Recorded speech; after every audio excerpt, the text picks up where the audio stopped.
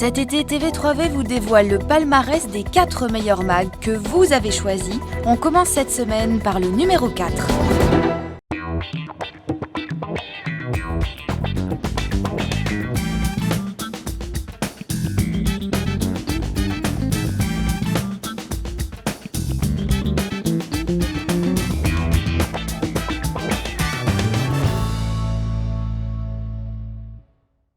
Bonjour et bienvenue pour ce Mag 3V spécial sur les châteaux. Aujourd'hui nous sommes au château du Schöneck. Alors on ne pouvait pas être au château du Schöneck sur la commune de Dambach sans parler de l'association Kuhnelmergrün. L'association dont je suis avec un membre, Patrick. Est-ce que vous pouvez nous parler un petit peu de cette association?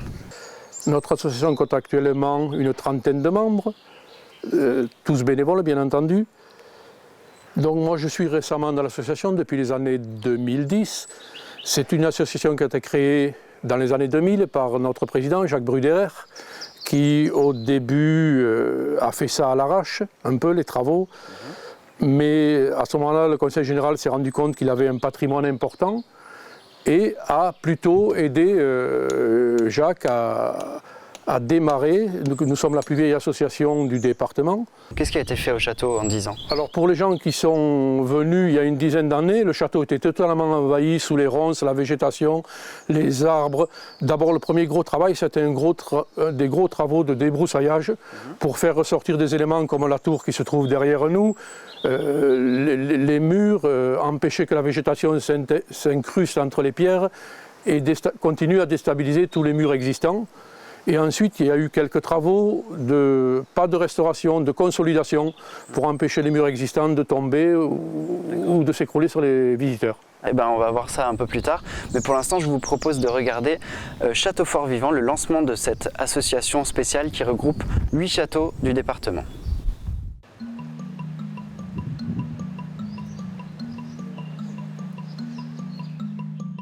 Il y a quelques années, plusieurs décennies, de nombreux châteaux se construisaient. Aujourd'hui, il n'en reste pratiquement que des ruines.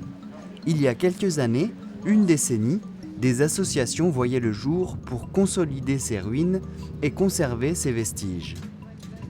Dans les années 2000, avec le projet Veilleur de Château Fort du Conseil général, le château du Ramstein à Chervillers était entretenu.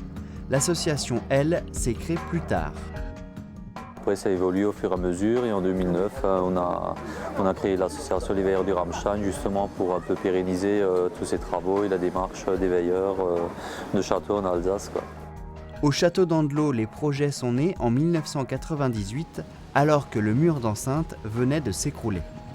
Depuis 10 ans à peu près, on a rassemblé pour 1 million d'euros de financement public et privé pour remonter une partie des murs. On a des chantiers d'insertion, on a des chantiers de bénévoles comme on en a aujourd'hui qui se réunissent tous les 15 jours et donc permettent de rassembler des gens d'horizons très divers avec des formations très diverses mais qui sont tous des passionnés de châteaux, passionnés de leur territoire et qui ont envie de faire quelque chose. Pour le service du patrimoine culturel du Conseil général, ces initiatives devaient être mieux soutenues et encouragées. C'est dans ce but qu'est née l'association Château Fort Vivant, qui regroupe pour l'instant 8 associations. Toutes les associations qui sont présentes aujourd'hui sont partenaires depuis 2002 avec les services du patrimoine du Conseil général qui a mis à disposition des associations les conseils techniques d'un architecte du patrimoine pour pouvoir commencer à faire des travaux sur les différents sites. On a commencé par faire des débroussaillages et après le débroussaillage, on a continué. Chacun s'est pris au jeu. Une des options qui est apparue très rapidement, c'était de se dire on va essayer d'impliquer la population dans cette sauvegarde puisque les besoins sont énormes, une cinquantaine de ruines. Et donc progressivement, on a proposé le département plusieurs étapes pour permettre aux gens de participer aux travaux. Donc moi-même, pour la collectivité, j'ai un rôle d'accompagnateur technique en fait, qui permet, concrètement, l'idée c'est de permettre au projet d'exister, puisque demain, n'importe qui va se mettre à travailler ici, il sera hors la loi, il n'aura pas le droit de fouiller, etc. Donc amener des compétences techniques pour permettre aux gens de construire des projets et de les accompagner dans la durée. Le siège de l'association a été symboliquement implanté à la seigneurie d'Andelot, qui abritera prochainement le centre d'interprétation du patrimoine.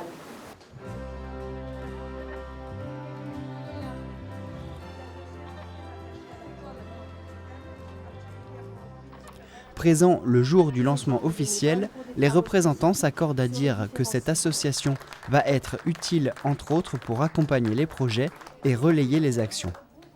Car ce qu'on fait, en fait, souvent on le fait dans la discrétion, c'est vraiment un travail de fourmi et je pense qu'il faut que les autorités, les collectivités, mais aussi tous les visiteurs prennent conscience du travail énorme qui est fait. Une des premières opérations communes que nous lançons aujourd'hui, c'est le tourisme citoyen.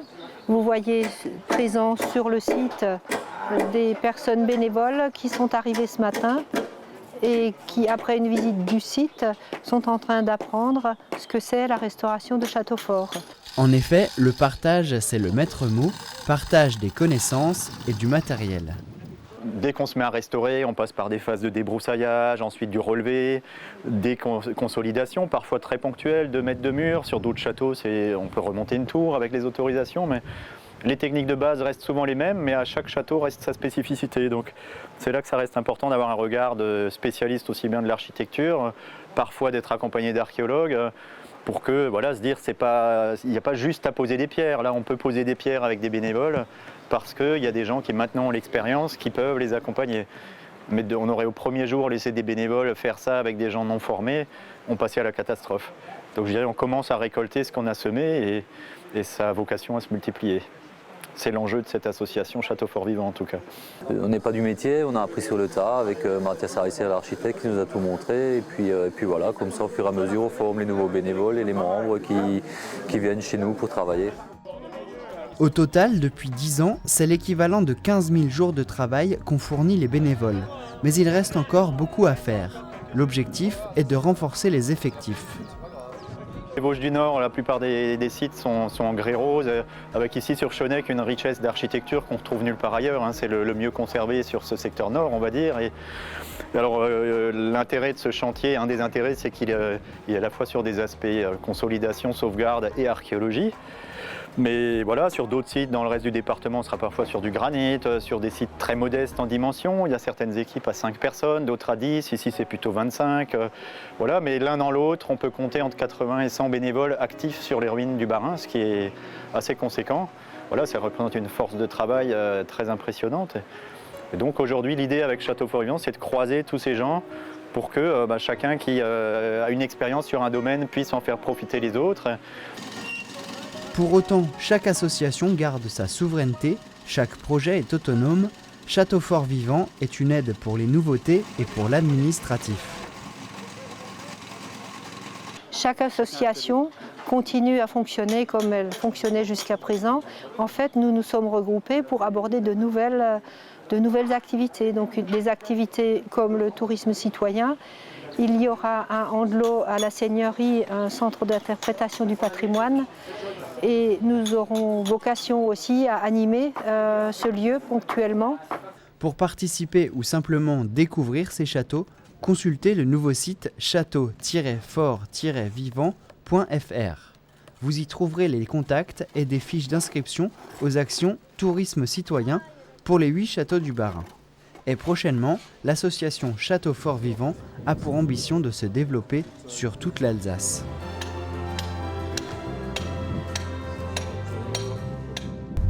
Alors nous sommes maintenant sur la partie la plus haute du château et je suis avec Delphine, aussi membre de l'association depuis 2006, c'est ça ? Depuis 2006. Alors qu'est-ce qui vous a donné envie de venir et a donné cette passion pour le château ? Alors j'ai rencontré mon copain qui m'a parlé du château, donc je suis venue une première fois et puis moi je m'attendais à un château du style le Königsbourg, un château encore entier, pas du tout une ruine parce qu'il ne m'avait pas présenté ça comme ça. Et quand je suis arrivée, j'ai dit bon c'est un tas de cailloux, je vois pas trop ce qu'on peut faire. Et puis on a commencé à gratouiller dans un coin, à faire des fouilles archéologiques, donc on avait une autorisation au préalable. Et puis là, ça y est, le virus a été transmis et donc du coup, voilà, le château est devenu une vraie passion pour moi. Et l'association, c'était aussi des gens que vous avez rencontrés, c'est une bonne ambiance, c'est ça ? Il y a un esprit convivial qui est très très présent ici, c'est aussi très très important. On est une équipe de travail, mais pas que. Je pense que maintenant, on est tous devenus aussi des amis. On partage la même passion, on a tous attrapé le virus à des degrés plus ou moins forts. Et puis voilà, c'est un vrai plaisir pour nous de se retrouver chaque week-end, dès qu'on a des jours fériés, un petit peu de temps libre en fait. Et alors pour recruter de nouveaux membres, vous faites comment? Qu'est-ce que vous diriez aux gens pour leur donner envie de venir vous aider et déjà voir le château? L'esprit convivial, c'est très très important. Après, c'est aussi une valeur et une culture patrimoniale. On a des choses à voir en Alsace, il faut les faire découvrir au plus grand nombre et essayer justement d'attirer un plus grand nombre. Donc là on a eu Arte qui nous a fait une très belle publicité. On est passé sur un reportage d'une dizaine de minutes et ça a été vu en Allemagne et en France. On a recruté une dizaine de membres. Évidemment on est une association donc on recherche toujours des hommes comme des femmes, des gros bras comme des petites mains et voilà, c'est vraiment ouvert à tout le monde a quelque chose à apporter à ce genre d'association. Très bien, et bien écoutez, je vous propose de découvrir d'autres membres de l'association à un autre endroit du château.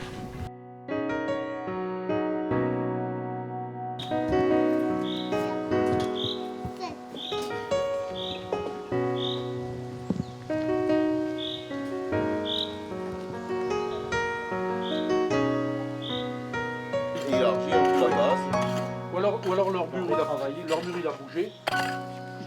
Je suis maintenant avec Thomas dans un endroit très important. C'est en ce moment que sont réalisés le déblayage, c'est ça?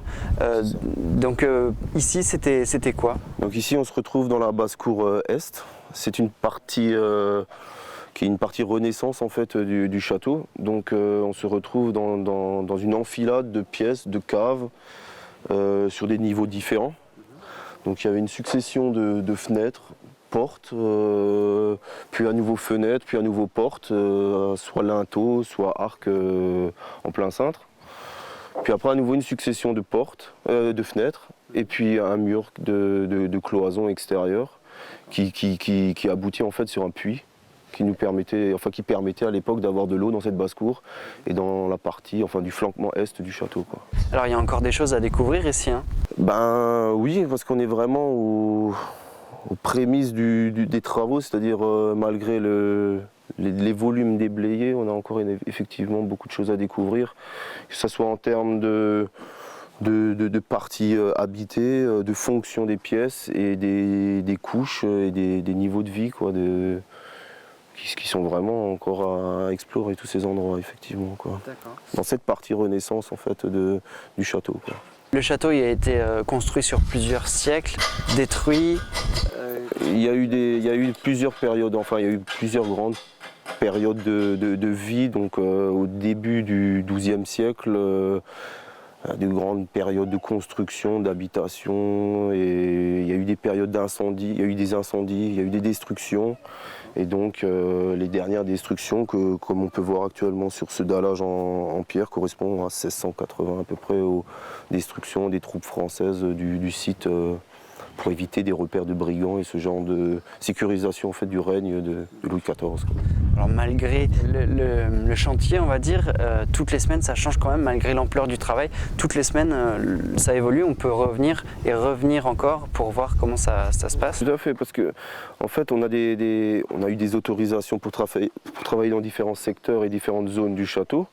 Et on s'y tient, mais en fonction du personnel disponible et de leurs compétences à la rigueur, plus les impératifs pour éviter les effondrements ou ce genre de tranches. Bon, là actuellement on est plus sur la consolidation, parce qu'on travaille en termes de consolidation et de conservation des éléments en place, donc de ces braies, de ces différents murs qui font la partie est du château, entre les tours et les éléments de défense, les poternes et ce genre de... Mais toujours sur la partie est du château, quoi. Merci pour toutes ces informations, merci à vous de nous avoir suivis. On espère que ce MAC 3V vous aura donné envie de venir au Schöneck. Restez informés et à bientôt sur TV3V. Au revoir.